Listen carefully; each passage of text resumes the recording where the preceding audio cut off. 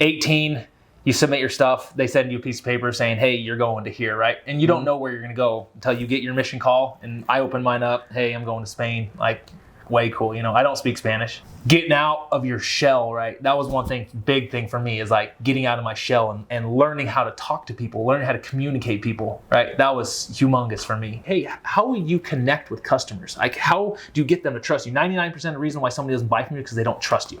And I want to be able to be in a position to be able to teach people how to treat their customer with that level of respect and that kind of love. What's going on, guys? It's your boy Danny Klein. Welcome back to the Undeniable Podcast. I'm here with my guy Ben Jordan. What's up, brother? What's going on, Danny? It's good to have you here, man. This is it feels like a longtime friend. It's like when you meet one of those guys and it's just like you guys just connect on all levels. And it's really cool out here in Cabo with us at the Mastermind and just crushing it. You've been in the Brotherhood and just doing some big things, man. Really proud of you, bro. Yeah, no, it's been great. Honestly, these last couple months, feels like I've known you my whole life. So, sitting here, hanging out in Cabo, I got my beach shirt on, we're ready to go. It's cool, man. There's so many things and so many routes I could take this with all the moves that you're making, but I'll save that for a little bit inside of the podcast. Danny Klein with the Elliott Group.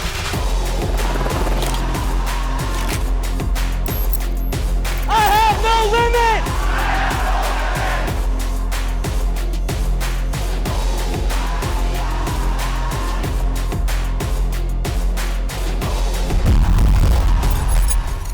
Man, talk to me about just your journey. One thing I really love and admire about you is your background, where you come from, your mission. And I think that's one of the cool things I just want to touch on is when you went to your mission into Spain, how much that applies into sales.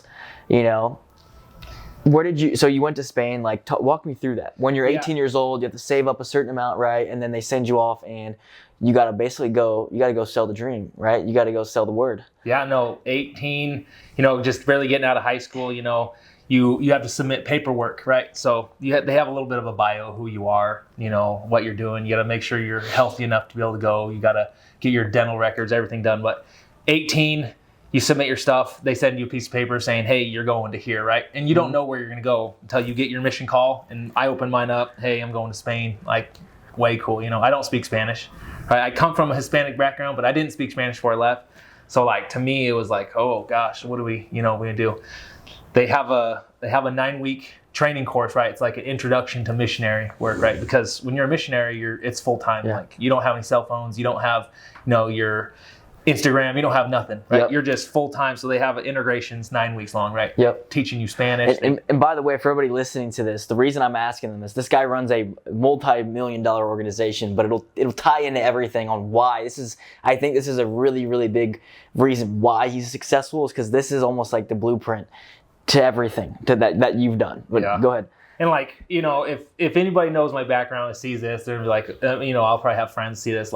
School is not my thing. So, learning how to go through a curriculum and sit in this, they call it the missionary training center. We sat in the missionary training center all day, every day. You're learning how to be a missionary, you're learning the language, you're learning the process of that, that whole process of going out to help people, convert to Christ. Yep. So we're there 9 weeks, they ship you off to Spain. We get there, you land in country, you have a companion, right? So it's like me and you'd be my companion, and we go out and they send you to a certain area, and boom, it's every day. You're walking down the street, try to talk to as many people as you can. You're not. But there's no plan. There's no, hey, this is what you're gonna do, other than just convert and share the word. Yeah, no, there's no real plan.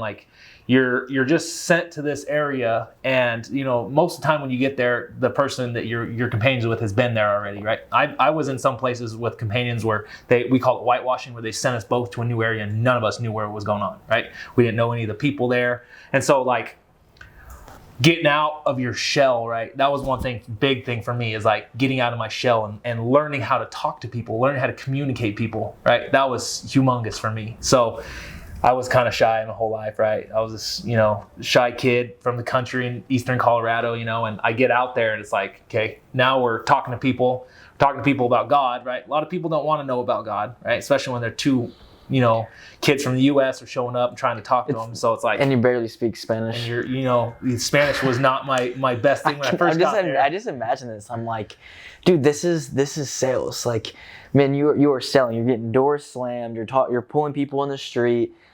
People are just ignoring you, and there's not even any transaction. There's nothing going on. No. And it's just such a good analogy for the entirety of sales. Yeah, and the crazy thing is like in the whole process to it, it was great because like every week we had to report our numbers, right? We had, district KPIs. leaders, we had KPIs. So every week you had to report your numbers. Just... How many people did you contact that week, right? How many future investigators do you have? How many people? A little pocket journal? Yeah, you literally had it. It was our agenda, and you would write your plan out every night. We had a nightly planning session, and you'd write your plan out, all the people you were talking to, right? Because the next morning, when you had your study session, you would study for those people and like their journey and where they were at and what verses you had to bring to them. We'd pray for each one of these people, and so like it taught us the entire process of planning for that customer. You know what I mean? And so when I got home from the mission, it was like I had a clear goal of what sales was, understood, okay, this is how we can go from zero to selling something, now I just need an industry. So, and that for me, it came, I was helping my uncle on a job and I met a plumber on a job and I just asked him, say, hey, like we really want to work for you. The guy's like, what the heck? These guys are crazy, because plumbing industry is extremely hard to get into. It takes almost like, a doctorate to be able to get into the plumbing industry. So this guy's like, okay, and he gave me a chance to come work for him. And I started working for him, and 10 months later, we approached him and said, hey, we want to buy your business. And it was just me and him. It was just a small mom and pop shop. So we approached him to... How old are you? 23. 23. How much did it cost to buy? $250,000. $250,000 at 23 years old. Yeah. And so cool. Cool. He said that he would owner finance us on it, but he said you need to come up with $70,000 cash. And $70,000 to me and my brother was like, gosh, dang, that was a ton. So we worked days, we worked nights, we were doing anything we possibly could to scrounge up any bit of money we could to be able to buy the business.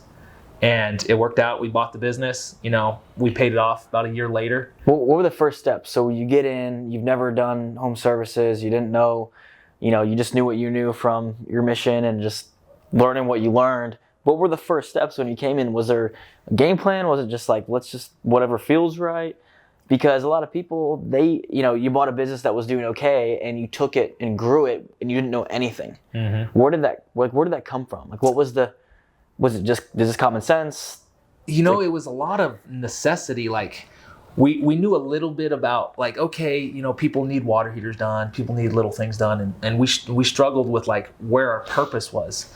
And for years we would do like little jobs. We were doing remodels and we were doing, in-store plumbing stuff. And so we started in 15. In 17, I was on a job. It was clear as day. I went to this job. A lady had a drain she needed cleaned, right? And so I'm cleaning her drain, and I told her, I said, hey, this is what we need to do to be able to fix this drain. And she says, well, the rooter guy that had out here before, he said we need to do this. And I had an aha moment. Like, you're not specialized. I wasn't a specialized plumber, right? So we completely rebranded that year, right? We changed our whole name and we became, a rooter company. And we started focusing only on drains.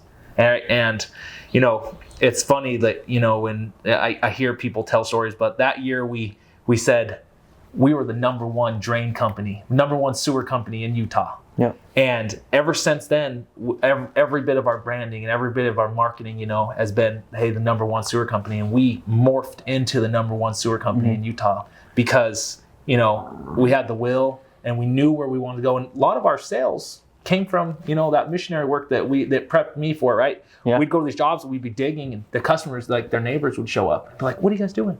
Like, oh, did you know, like, this is what we do, and we would sell everybody on the whole street.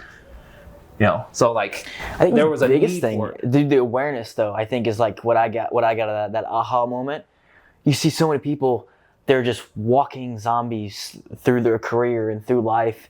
and they could think, oh, this other guy's doing this other shit. Like, I lost that job. Instead of thinking like, and just having that mind and that awareness to think like, oh shit, that's such a easy hole in my game. We're moving now. We're changing. Having that speed to make a change when you feel it and you sense it. I think so many people just move so slow. And I don't know if it's the fear or I think it is the fear, but it's just so crazy. Those moments, it was a 10-second moment, but it changed the entire trajectory of your entire business. Mm-hmm. So you've taken it year one. Walk me through the last 10 years, what you guys are growing to and where you guys are at today. So like year one, when we first bought the business, we were doing like $400,000 in revenue a year, right? Just two guys, not much business. By 2019, we were about $5.5-6 million company. Okay, we took on some key guys. I started figuring out the whole process. Like, okay, how to get these guys right. And I've always been one I don't like hiring from the industry. So I've always been one where I find these younger guys, right? Young guys like me that are like hungry for it, and I would train them how to do it. Like I was, right? I learned how to do it because I just figured it out, right? And I would train them the way they needed to be trained without the bad habits. And 2019, we're about 6 million. 2021 comes around, I think we were like 7.5. We were growing slowly, and we had an opportunity to buy another one of the big competitors in town, right? They were going downhill, and the lady, the owner of the company, she approached us and she's like, hey, I want to see my business go to somebody who's hungry and young, right? It's going to take it somewhere. So we came in. That's cool. That's cool that happened. Oh, and it was to me, like, it was one of those moments where it's like, I finally, saw, hey, like people notice who we are, right? And I knew that they'd been noticing it, but she came and they were like, hey, I want to see it go to somewhere. And so right away, it's always been real natural for me to, like, every company I go into is treat it like my own, right? So I started helping her out because I wanted to make the deal go. So I said, hey, you can't keep up with the calls. I said, I'll run all your excess calls. Before we ever even had a deal in place, I said, I'll run all your excess calls. I said, all you have to do is pay me commission. So I used to go in there and I would just manage everything. I'd send the calls, started making this lady a ton of money. And she's just like, man, this guy's crazy. And I would have sales meetings with her guys in the mornings, right? I would run calls personally. And it was crazy because she was just like, and a lot of people would have been like, oh, actually, I'm not going to sell the business now that she started making a lot more money than she was making. It's common sense, though. It's like people think so short term and they think like, let's work the numbers, let's see if it fits. But instead, even though she even approached you, it's like a warm lead calling you and being like, hey, I want to buy this car. And then you like skip through all the processes of making them warm and fuzzy, taking them through the process, putting them on a test drive, and you wonder why they didn't do the deal. Mm-hmm. But because you reassured her like, hey, we are who we say we are and who you think that we are, and even more, that's probably why you landed it. And like, honestly, like, it took a while to get all the financing in place, right? We went through SBA, and she, the whole time, she's just like, wasn't doing very good, the company. And so we started just helping her out all these different processes. And it helped me so much because, like, once I took over, it was already running. Like, we had already been going. And I already just assumed. I assumed the sale. I already assumed that she was going to sell it to me. We were going to be ready to go. She gave me a really, really good deal. And we went from a $7 million company to a $16 million company in 9 months. Okay, so overnight, we doubled in size, right? And, like, what a great company to also like partner with and also like acquire for your first acquisition inside of your company. It was a blessing. That's a blessing. It was crazy. And that to us, right? And we were still I still had a little 7,000 square foot building, right? We used to have to like triangulate our sales trainings with our guys, like our HVAC guys, our electrical guys, right? And because we couldn't all fit at the same time. Parking was non-existent. So we had like, okay, you're going to be here at 8:30. These guys are going to be here at 9:15. Like, everybody show up at a different time just so we could make sure we could get all of our guys in and train and in and out, just a strategic way, right? So we ran it in that 7,000 square foot building until we'd hit 21 million in revenue. And then we bought a new building, and right now we're on track. We bought it in 21. We're going on 4 years now, and we should end up this year about 34 million. Beautiful, man. What do you think is the secret to running a successful home service business? Is just figuring out your customer and taking care of your customer. doing what you say you're going to do is the biggest thing. All too often we have this marketing structures and marketing strategies where you get people hooked in, right? And you show up to their house and they're having a catastrophe. And then all of a sudden it's like, okay, I'm going to figure out how I can win as big and fast as I possibly can and get the hell out of here. Right? We don't operate like that. Mm-hmm. We want our customers to understand that we're there to help them out in this seriously terrible time in their life, right? Mm-hmm. Nobody budgets for it, by the way. Nothing home service, not one person ever budgets for their water heater to go out or their AC to go out. So when we show up, it's a bad day, right? They're already mad because they have a problem. It's probably 100 degrees in their house or their water heater's flooding all over, So we have to be able to understand who our customer is and how to take care of them through the whole process and not just leave, but be able to take care of them long term, right? Mm-hmm. I always tell my guys, like, if that customer has to see us, the more they see us, the less we're doing our job. It's crazy. It's like the key to increasing revenue is almost backwards. Mm-hmm. It's almost like, hey, take a little less today. Don't go overboard. Make them, really put them at the center of the decision. Get them what they need. Keep them happy. If they want to upgrade. Don't talk your way out of a sale. But it's almost because it's a relationship that you build with people, mm-hmm. to where you basically own a market. It seems like, because once they trust you, they never call anybody else, because when they go in there and it's flooding and you can take care of them, because some of these companies don't do overnights, which is crazy to me. Yeah, like the after hours, just, we run 24/7, right? 24 hours a day, 7 days a week. Our members, the people that have been on contract that have it's like a fire department, bro. Oh yeah. Dude, it's like a fire department company. And we promise to we make a promise to our customers, especially the ones that are on contract with us, like, mm-hmm. hey, we will respond. We will be to your home within 3 hours of you calling us, whether it's Christmas Eve, whether it's Thanksgiving. If you have some problem, we're going to be there. But the majority of what we want to do, and the reason why they're on contract with us, because we want to minimize those catastrophes. Mm-hmm. We want to be able to look at the sewer line before it backs up into the home and floods it with crap. You know what I mean? Mm-hmm. We want to be able to say, hey, here's your option.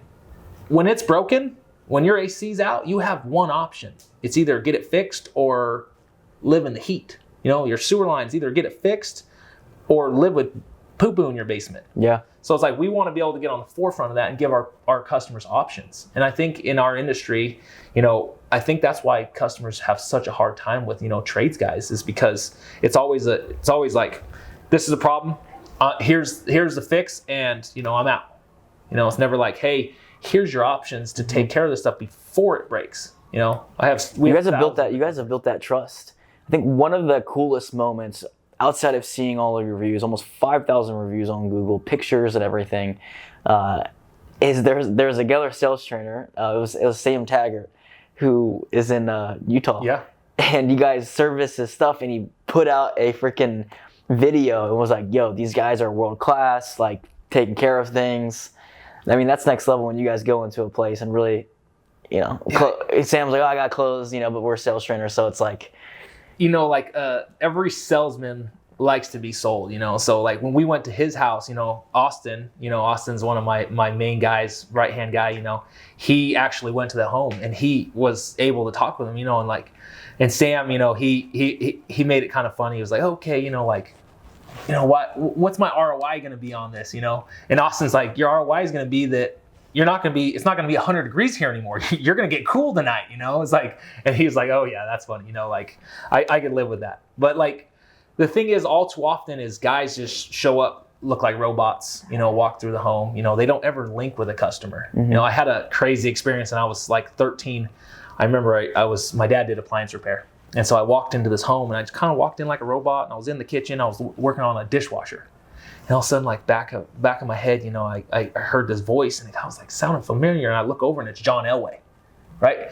And in Denver, right? In Denver, you have these homes, and they have property managers. They call and they say, they always enter the name of the property manager. They don't want to tell the people. Mm-hmm. But like, I walked through his home, and then I started noticing. I'm like, holy crap! I walked through his whole entire house, and I didn't notice all the pictures, all like the jerseys, the trophies. I didn't even know I was in John Elway's home. And right then, I made a mental note. And my mission helped me out with a lot of that too, is like, hey, how will you connect with customers? Like, how do you get them to trust you? 99% of the reason why somebody doesn't buy from you is because they don't trust you. So how can I get them to trust me in their home, not only as somebody that's going to take care of them, but like as a professional that is going to fix the issue. So that's one of the biggest things that help us grow, and grown as fast as we've grown, So it's like there's tons of companies that don't do that. They don't take the time. They don't care about their customers. And it's just like, that's how you get to that point of doubling in size year over year, What's cool about all the stuff that you're doing like with us right now is I feel like right now you're even more hungry than you've ever been. Why is that? Like when you have all the reason, not to say that I'm saying that you should be, but you have all the reason to be comfortable and, and hire and delegate and take your checks and do what you want, but you're in the field, you're finding ways to, still work, like not in the business, but work on it, but you're traveling, you're finding the right things, you're building training systems, you're building the brand, you're making those relationships to go bigger, going to Phoenix. Why? I have such an opportunity. I've been very blessed in my life, and I have such an opportunity to be able to not only do it with the guys that work with me, but like to show it, and show other people that are taking care of millions of customers a year. It's like every customer needs to have that kind of experience, and I want to be able to be in a position to be able to teach people how to treat their customer with that level of respect and that kind of love. So if I can do it in multiple different areas and show as many people as I can along the way, I think it's just going to make the whole industry better. I feel like when you know that you do a better job than almost everybody, like in your heart that you're doing the right thing. Same thing with like salespeople, right, or coaches. If you believe that you're truly doing something right that helps a lot of people, it's almost selfish to not go big. Because think about all the other companies, all the other people that do want to work for you, that are working a job that might not last, or whatever other situation there might be. I tell my guys all the time, it's like the worst thing that you could do is to not close that customer, to not solve their issue, right? Because they still have a problem. They're going to have to go to our competition, and do our competition train as hard as we do? Do they invest in the training like we do? Do they care about their customers as much as we do? No, right? So it's like, the worst thing you can do is not close that customer, not take care of their issue right there, because they're still going to have to call somebody else. And if they go to our competition, they're not going to get the world-class service that we provide. Where do you think that most home service people really mess up bad, outside of maybe just going in for the job and dipping out? What's another area you just think that it's just it's so sloppy, it's so simple that they could fix? They're too focused on the dollar, right? A lot of guys will be like, oh, I'm going to charge as little as I possibly can, right? Because I'm going to beat guys. They don't train their sales team. They don't train their guys to be able to go in and have an educated conversation and lead a customer to make an educated decision. And so they're like, I'm going to charge as little as I possibly can. And when you charge as little as possibly can, your guys are going to cut corners. They're not going to care as much, right? And then they're going to have too much work piled up on them that they're not going to be taking care of every customer like it was their last customer of the day. So it's like, we train our guys to charge a fair rate that's fair for them, fair for us, and that makes us want to be there, right? And it makes that customer want to use us. I'm not the cheapest in town. I'm not the most expensive in town. But it's the worst game to play. Yeah. It's the worst game to play. But I promise you that they won't find better service in town. And we literally look our customers in the eye and we tell them that. It's like, how somebody react when you tell them, hey, I promise you that you can find something cheaper and you can find something more expensive, but you won't find service like mine. You won't have somebody come in and do this like I do it. It's weird too, because I feel like even though that everybody plays the cheaper and race to the bottom game when they get into business, it's like they know the concepts, but they play that game instead of realizing that, like, how do they buy, right? Do you go to fucking Great Clips and get the $10 cut, or are you going to the guy that does it for 30, 40, 50? When you go to get a tattoo, you're thinking, what's the cheapest tattoo? What's the most fair deal? You're thinking, what's the best guy? And then whatever the fucking price is, pay it. In any aspect. And it's like people buy a certain way. And I get that there's a majority and there's a class that like there needs to be a budget. But at the same time, if you apply all these other theories, it's just a little bit more expensive. I always try to explain this with when I sold cars, right? When people, sales guys would freak out. And I'm like, it's the same thing. It's just a little bit more expensive. It's just a bigger number, but it's the same concept. And when you apply those concepts, you'll start to figure out that the convenience is always going to win. Convenience and quality will always win. But when you play the price game, you're in a never ending, it'll never end. you'll begin to hate your life, and service goes down. You don't have money to be able to make moves, to do training, to do other things because you're so focused on that. It's just it's a cycle. It's a vicious cycle. Yeah. It's always circling the bottom too. You never have a guy. It's like, oh, I'm the cheapest guy ever, and we're the biggest company in town. Where do you want to be in a year from now? What do you envision? Because you're going to be doing more in this next year than you've probably ever done in your entire life. And there's going to be a lot of growth. There's going to be a lot of, just like it already is, you're going to get uncomfortable again, and you're going to go big again. Not like you're already going big, but we're going to go bigger. Where do you see yourself? Like, what's that vision like? Because you have to envision anything before you get it. Yeah, or you won't get it, in my opinion. We had a good friend of ours ask me this question the other day. Tommy Mello asked me this question the other day. He's like, where's the, when's your exit? Like, what's your exit look like? And so, and we have been talking about that a lot. We're gonna open up 5 more franchises in 5 more states. We're going to Phoenix this year, and we're gonna open 5 more locations up, and then we're gonna tie it all together, and we're gonna sell it. We're gonna go more into helping more companies than just building the ones that we run. And that's what we want to get into, is like helping more companies understand that it's not I'm just not Mario with my suspenders on. It's like the trades are an actual I love that analogy. An actual business where if you look good and you feel good, you get your team to work out, you get your company culture right, that it's an actual opportunity to make a lot of money, right? And it changes multiple people's lives, hundreds and thousands of people's lives every year, right? It's not just this dead-end job where I'm going to look grungy and I'm going to go home and hate my life. It's not like that. I tell my guys every single day, every call you go to is an opportunity for you to make your dreams become reality. Okay, it was for me. Every call I went to, I'm gonna make it. I'm gonna make it. Every call I went to, whether I got turned down, whether I didn't, because I didn't sell every call, but we built multiple $1 million business on no leads, right? No money for advertising, on a weak brand, So if I could do it, I know anybody can do it, I love seeing true, undeniable players that are in the game for the game. Money hasn't changed you in any bad ways. It's only expedited you and made you a better person. And I just love just seeing people that are just true players, where they truly just love the game and they love to grow. They love just pursuing that next level version of themselves. To close this out, what's your one piece of advice to any entrepreneurs that are getting in that just want to make it? They want to turn it up. They want to go to the next level. What comes from your experience? My one piece of advice, if I could talk to my younger self, would be focus on your goals and find somebody. I tell everybody this all the time. It's like, if you can focus, you have a goal, and find somebody that can help you expedite that goal, right? Find a coach, find somebody that can, take you to that next level and help you with those small little details that will cost you years. It's like, if I'd had Danny with me 10 years ago, we'd be a $100 million company right now. So the one piece of advice, get a coach. If you don't have somebody, you don't have a mentor, get a mentor right now, and it will expedite your whole entire future years. How do you beat that scarcity mindset for some people that they don't know if they want to invest? Who's the right one?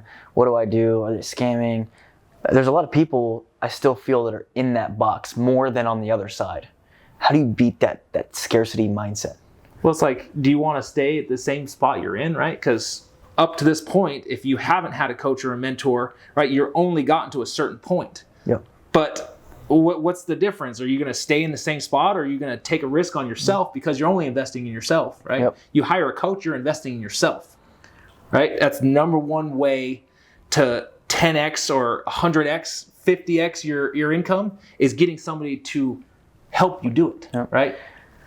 At the time. I always say it costs you more to stay in the same position next week, next month, next year than the actual cost of whatever it would be to get ahead, whether that be mentoring somebody or the time or the money, whatever it may be. So, man, appreciate you being on here, bro. We'll drop his Instagram tags. Ben Jordan right here, absolutely killing the game. Action Plumbing, freaking taking it over in Utah. See you guys soon.